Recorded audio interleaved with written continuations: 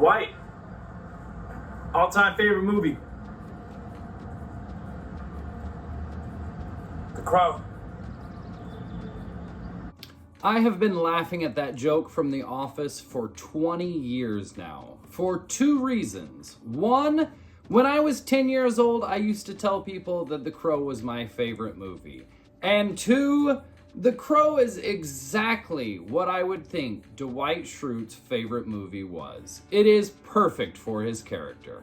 Based on a comic book released February 1st, 1989 by James O'Barr, The Crow was brought to the big screen by director Alex Proyas and starring a young Brandon Lee, the son of Bruce Lee, in his final film. Set to a mid-90s industrial rock soundtrack featuring Stone Temple Pilots, Nine Inch Nails, The Cure, the movie was shot with a dark aesthetic to more accurately portray the black and white comic strip and also more fittingly suit into the very, very dark storyline of this film. With a film style all its own, using model cities and matte paintings and early CGI, The Crow has developed a cult following and has spun off 6 sequels over the past 30 years. But before we get into my review of this 1994 classic, let's explore our top 5 interesting facts about The Crow. Fact number 5. Comic book creator and story creator James O'Barr actually has a cameo in the film. He is one of the looters that is looting the Gideon's pawn shop after the explosion and steals a TV. He has a short little cameo in the movie. Interesting fact number 4.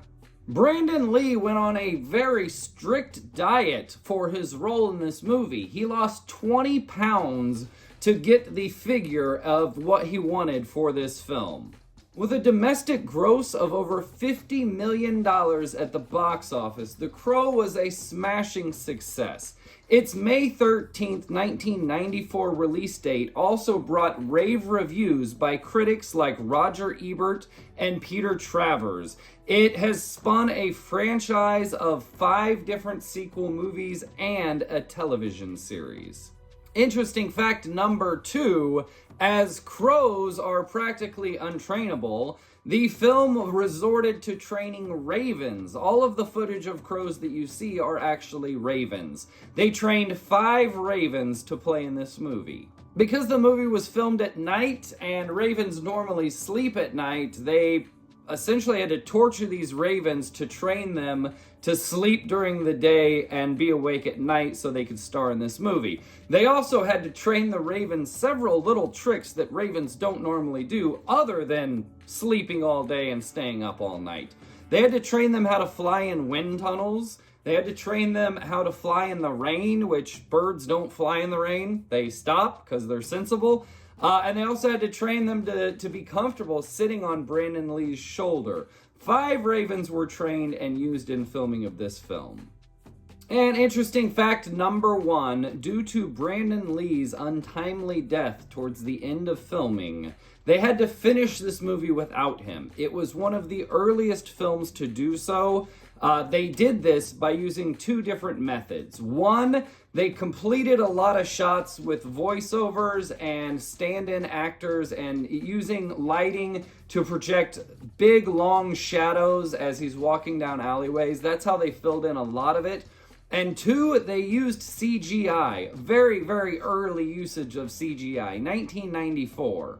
They used a visual effects company called Dream Quest Images, and they completed 7 shots of this movie. 7 different shots were used CGI to create the illusion that Brandon Lee was still there. One of the shots they created was him entering the abandoned loft after a year. And they did this by using a shot of him stumbling down a dark alleyway, removed the background, and superimposed with a matte painting the doorway frame, so it looked like he was entering there. The second shot that they did that was really groundbreaking for CGI at the time was the mirror shot. his reflection in the mirror after he puts on the makeup and breaks the mirror. They used a stand-in to sit there, and then they superimposed his face using other footage. They used the cracking grid of the broken mirror as their grid. And at this time in CGI, any CGI was a meticulous shot of a steady cam with grids so that they could superimpose everything in there. This was a handheld shot. They did a fantastic job. I found out about this afterwards and did not notice it at all. It looked really, really good. So 7 shots were completed using CGI, and those 2 looked fantastic. There is some corny, cheesy stuff in this movie, but overall, the CGI, the effects, the matte paintings, the models, the fire, everything looked really, really good. The car crash explosion, they didn't have the budget to make that actual car crash, and it was a model, and it looked incredible. It's a really great, aesthetically pleasing movie, and I absolutely enjoyed it. The CGI for 1994 was fantastic. A visually stunning movie with its very own aesthetic mood and stylized cinematography. It was a very pleasing experience on the eyes. It was an enjoyable movie, and I had fun watching it. However, after 30 years, I can definitely say this is not one of my favorite movies. It is a good movie. It is. It is a good movie, especially for the visual style alone. However, it's just a little short of being a great movie in my eyes anymore. An iconic 90s movie that when you watch it, it feels like a 90s movie. Everything about it is 90s stereotypes, even the bad guys. The bad guys are a street gang that their wardrobe looks like they just stepped off the set of The Lost Boys. Very 90s-esque, and they're a violent street gang, and of course they've got mounds of cocaine, and they're burning eyeballs and inhaling the smoke. It's just a little far-fetched. It's typical 90s portrayal of street gangs. It's just a little comedic 30 years later. The storyline is full of plot holes. It's somewhat unresolved in some aspects, and it's a little ludicrous. Even removing the elements of the storyline where Eric Draven possesses these supernatural powers that stem from the comic book, the overall storyline is a little absurd, not to mention the sometimes comedic sound effects added to the backing track during fighting scenes, and the swinging upside down. A lot of it was just a little kitschy to me. However, it is a comic book movie, so it holds a lot of those comic book elements, and it does it in an appropriate way. And here's the thing, if you allow yourself to take it at face value and enjoy this movie for the ride that it is, I think you will highly enjoy yourself. It is a fun experience. If you just take everything with a grain of salt, that's what's happening. No matter how far-fetched it is a wonderful journey and a fantastic film. It is a dark story of revenge for your murdered fiance after she's murdered in front of you, being raped in front of you, murdered in front of you the night before your wedding. You come back to life to avenge her death. It is a very dark, disturbing story that makes for a wonderfully violent action movie set to a typical 90s soundtrack. Overall, it is a great experience. It has explosions, gunfights, car crashes, a little comedic relief, and a touching storyline of a little girl who's been abandoned pretty much. It's a good movie, it's a good story, it's an enjoyable film. If you don't focus on the ridiculousness and you just allow yourself to enjoy the cinematic journey, I think that you will absolutely enjoy the movie The Crow. Came out in 1994, and I would say for our must-watch meter, I'm giving it an 8 out of 10. You must watch this sometime in your life, at least once. It is definitely worth one watch. The tagline on the back says, "Before Sin City and the Dark Knight rose, there was the Crow." And yeah, if you like those movies, I think you'll like this movie. You probably have watched this movie if you're watching this video. If you haven't watched this movie and you just like the channel, I think you should watch it. I'm giving it an 8 out of 10 on the must-watch meter. For my jam meter, going a little below, I'm going to say 7 out of 10. It's enjoyable, it's fun, it's not one of my favorite movies of all time anymore. I'm no longer 10 years old, and it's no longer 1996. Like, there was a time and a place when this was my favorite movie. I remember telling people this was my favorite movie. And even watching it 30 years later, I can see why I thought that. It's got a great soundtrack. It is dark. It is dingy. They used filtering to remove all the color from the movie to keep the black and white aesthetic true to the comic book. I think it is a very beautifully visually stylized movie with a great aesthetic. And again, the story's a little far-fetched. Someone comes back from the dead by a crow to avenge the death, but it's a comic book. If you can lose yourself in that, I think you will absolutely love it. Now, for our rewatchability calendar, I'm going to say once every 10 years. It's not the lowest on our scale with Never Again, but it's not a once-a-year movie, for me anyway. It's not a once-a-year movie. It's not a once every 3 years, not even a once every 5. I'm saying once every 10 years, I'm going to throw this in, watch it, and go, yeah, that was a good movie. It's a little far-fetched with the bad guys and the plot of the killing the 4 guys and then coming up the ladder and killing the main guy, and it's a little over the top.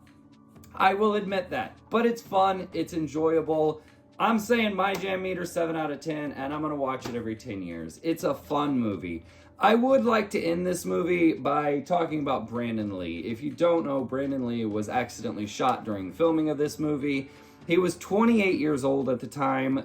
This happened March 31st, 1993. He passed away at the age of 28 years old. He was Bruce Lee's son, and he had acted in a couple things at this point, but this was his breakout role. This was his main first feature film.